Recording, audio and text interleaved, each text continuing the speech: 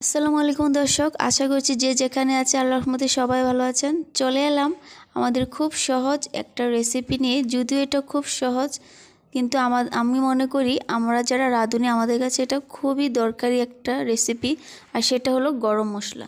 তো গরম মশলা তৈরি করার জন্য আমি এই উপকরণগুলো নিয়েছি। এখানে জিরা, এলাচ, দারচিনি, তেজপাতা, তারা মশলা, জায়ফল, এগুলোকে নিয়ে এবার আমি এগুলোকে ভালোভাবে একটু টেলে নেব। চুলার আঁচটা একদম লোতে রেখে আমি এগুলোকে আস্তে আস্তে করে ভেজে নেব, যেন পুড়ে না যায় ওই দিকটা খেয়াল রাখতে হবে অবশ্যই।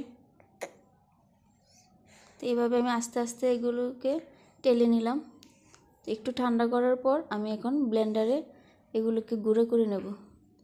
তো আমাদের এভাবে গুঁড়ো হয়ে এনেছে। এটা যে কোনো মাংসের মধ্যে আমরা ব্যবহার করতে পারবো, খুবই সহজ। এভাবে আপনারা সংরক্ষণ করে রাখতে পারেন।